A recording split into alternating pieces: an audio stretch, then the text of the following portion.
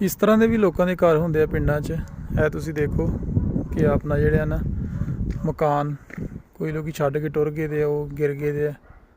ठीक है तुसी देखो इत्थे रह रहे लोग सही भी है, लेकिन यह है कि रोड तुसी चेक करो, कारपोरेट रोड दिते है, सीवरेज का निज़ाम ज़बरदस्त है। ठीक है तुसी देख रहे हो जी, इस तरह के घर है कोरिया विच जेह्ड़े पिंडां च बने हैं। ठीक है जी, यह बाहर पानी वाला लाया उन्होंने, पीने वाला पानी की टूटी लगाई है। ठीक है दरख्त तुसी देखो हर जगह तुहानू हरे भरे पौधे लगे दे लब्भणगे। ठीक है देख लो।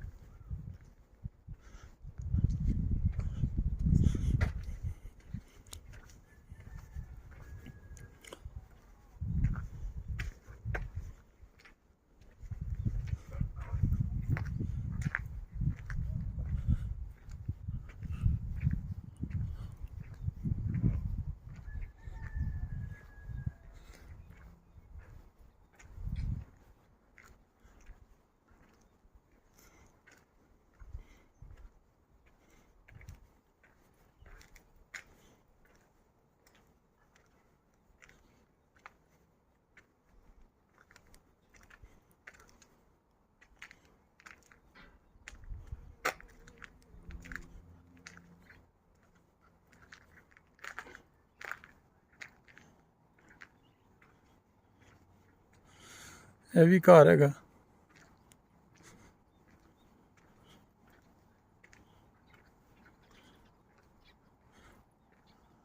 उस तो बाद है थूम वगैरह प्याज वगैरह लगाए दा, सामने घर है खूबसूरत है, तुसी देख लो। ठीक है इस साइड से भी तुसी देख लो। हाँ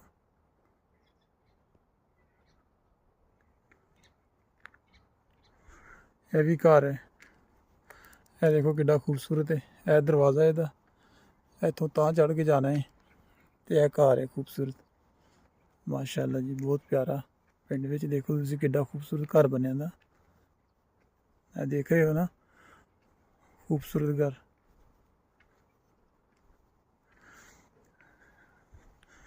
यह ट्रैक्टर है, यह ट्रैक्टर तुसी देख लो। छोटी छोटी खेती बाड़ी वास्ते छोटा ट्रैक्टर है, और रोडां दे जाल हर तरफ नज़र आएंगे तुहानू। यह तुसी देखो।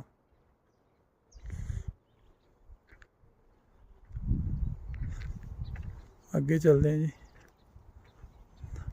कमर्शियल भी बने हैं, यह कमर्शियल मेन रोड है, उत्थे इस तरह के विले बने हैं। ठीक है बाकी तुसी यह देखो, कोई गली तुहानू कच्ची नज़र नहीं आएगी। लागे बेशक खेती बाड़ी के प्लाट है, जमीन है, ऐसे देख लो। कोई खूबसूरती जी कोई कमी हैगी है दसो ना ज़रा, ये कोई खूबसूरती जी कोई कमी है तो दसो। यह देखो जी माशाअल्लाह। अगे तुरने जी ज़रा, यह देखो लसन लाया, थोम लाया, प्याज लाया है, फल वाले बूटे लाए है, आड़ू वगैरह दे, अंगूरां दी बेलां हैगियां। ठीक है जी, क्या यार क्या बात है।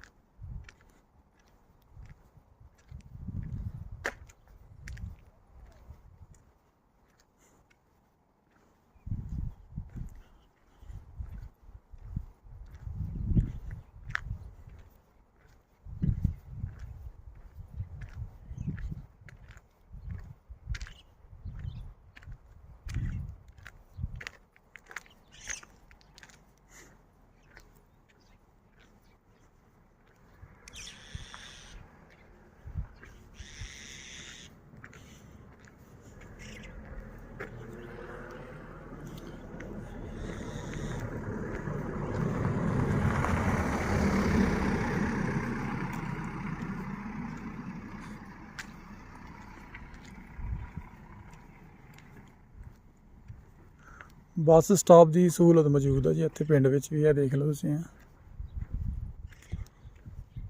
ਸੰਗ ਬੋਂਗ ਮੋਲ, ਇੱਥੋਂ ਗੱਡੀ ਜਾਂਦੀ ਹੈ ਇੱਧਰ ਨੂੰ।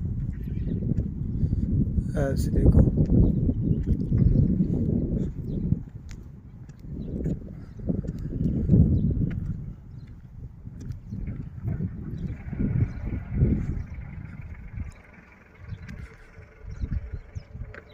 ਓਕੇ जी दोस्तों, अल्लाह हाफिज़। अपना ख्याल रखो, वीडियो ਨੂੰ ज़्यादा से ज़्यादा देखो, शेयर दोस्ताना ज़रूर करो।